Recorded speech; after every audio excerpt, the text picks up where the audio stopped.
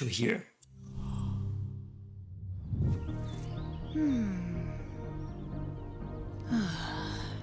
The sounds of the city. Inspiring. Exciting. Before we go anywhere else, look at the reflection on these cars. It's really, really good. And I think, as you can see, the reflection is actually actual. It's not like Cities Skylines 1 that's a fake reflection. And this looks so good, so good. Annoying. In Cities Skylines 2, a rich and dynamic soundscape brings your city to life. And definitely talk about sound. I think this is one of the things like sound and music that can really think a game and actually experience you have within a game. I've heard people playing some games and that they always say, oh, I just keep on mute and play something else instead because the game has a pretty annoying music or the sound isn't that good. And I think it's kind of sad for a game, you know, because all of this makes part of what you're actually playing.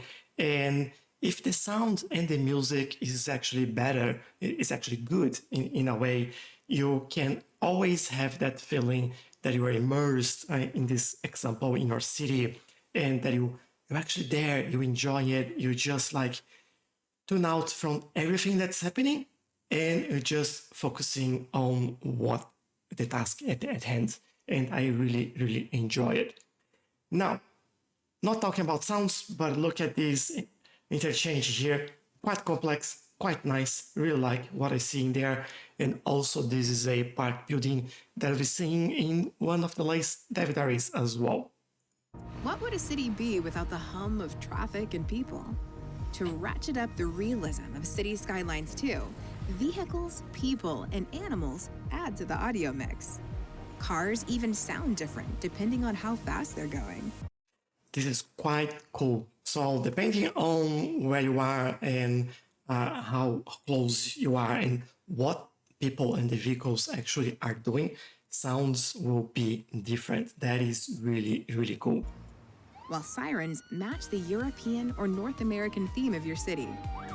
That's also pretty cool. The only thing I'll raise in here, and I really hope they do kind of fix it before release, is that the sirens, they don't actually light. The car is lighting on the sides, and I think that's missing on the car asset in there.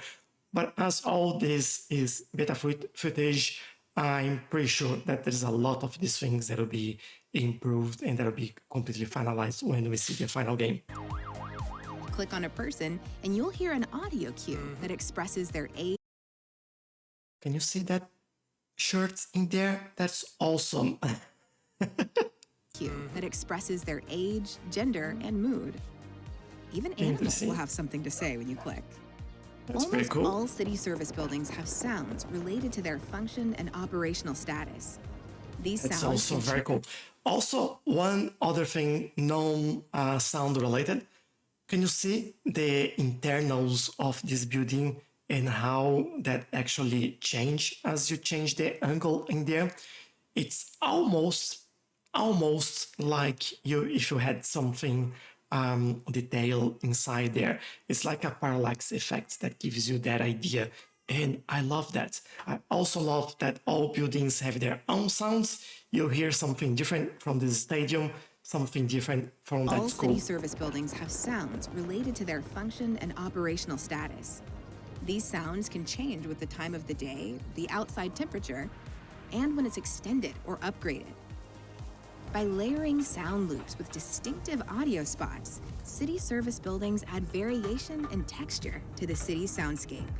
That's so immersive. I'm enjoying it. I'm really, really enjoying it. Ambient sounds are more than background audio. Birds. They follow the camera, changing according to whatever you're looking at. Move from one zone type to another, the ambient sounds change. When bad weather blows in, the ambient sounds change. As an emergency unfolds, the ambient sounds change. Nice. There are two radio networks in Cities Skylines too. Each network features a few stations playing music from different genres. Stations have hosts who talk between songs and anchor the talk show if there is one. Ads as Public well. citizen radio stations mostly play classical music, but there's a little pop in there too. The best part is these stations are ad-free. So really important point in there, the public citizen stations, they are ad-free, while the commercial ones, they do have ads, but you do have an option to turn off the ads in there. So I wonder if you can just remove it. By the way, those ads are the fake ads that they play between musics. So it's not real ads, so don't worry about that. And also important to notice that the public stations, they also tell you about events that are happening in the city. So if you have like a car accident, traffic, natural disaster, they will stop the transmission depending on the severity, and they will tell you about that. So it gives you some indication on what's happening around the city, as well as keep you entertained with the music.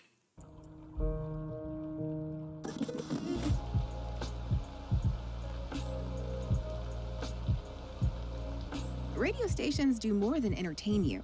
They're designed to deliver news and information about what's happening in your city. These fact-based announcements can help you address critical situations before they get out of hand. There we go. Of course, that includes disaster alerts. Whatever's playing on the radio will be interrupted if disaster strikes. All citizens in the affected area are instructed to immediately move And to a it's very safe clear. distance until the situation is under control. Don't worry if you miss it. You'll also hear an alarm if you've built That's an a cool early building. disaster warning system building. I like it. To avoid overwhelming you with too many sounds at once, Cities Skylines 2 uses audio grouping. This system accounts for the distance and number of sound sources relative to the camera. Then it reduces the number of potential audio sources activating simultaneously. That's really good and very, very important. So audio grouping will make sure that depending on the distance of the camera from the noise or sound source, it actually reduces the amount of sounds getting to you, so it doesn't overwhelm you with like a lot of noise at the same time. It's like if we're focusing on one sound instead of the other, and it feels like that sound is clear, and I think it makes sense. Otherwise, you just get overwhelmed by noise everywhere, right? It's really, really interesting. It also switches between close and distant sounds. So traffic on a busy highway miles away doesn't sound as close as that police cruiser speeding past. Nice. The immersive audio of Cities Skylines 2 is designed to enrich your city building experience. Embrace it and lose yourself in a world of your imagination. Happy to say that the music in the game is fantastic. Like, I'm really, really enjoying all the music. It's very immersive. I can't wait even for more options and more music still to be available. This is quite fun. As you know, I do have early access to the game. And by the way, shameless plug in here, I have my early access video going up on the 8th of September, and I hope you like it. So that'll be very, very soon, later this week. But yeah, I haven't gotten tired of the music yet. Sometimes I change the stations, I experience all of them, and they all feel really, really nice. And I don't feel that they sound repetitive as well. I quite like how the music build up and the change that you have in there. So really, really nice experience so far.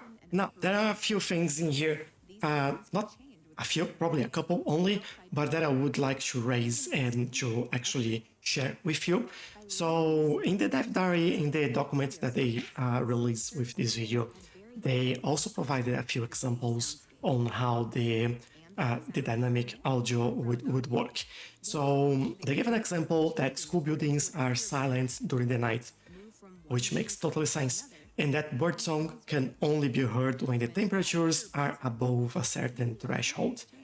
So there is a lot of roles in there that we might never know about all of them, but that is all playing a role on when and how you hear those sounds.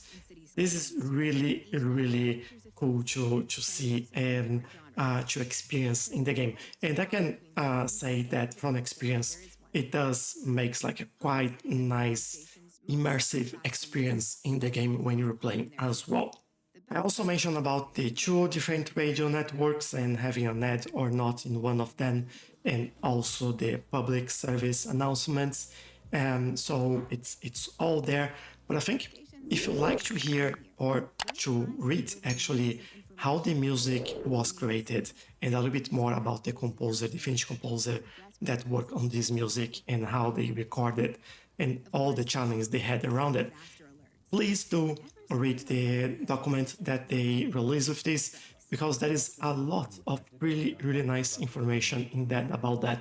And I think it's quite enjoyable. I don't think it's information for this video, but it's really nice as a curiosity piece.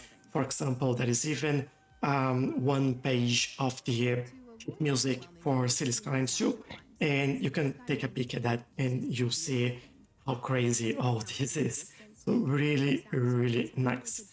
And finally, I would also recommend you to potentially go back to this video and watch it again, paying a little bit more attention on all the sound and audio playing on it, or maybe just jump on the Paradox website and see the official video, like the full thing, without me talking throughout the whole thing.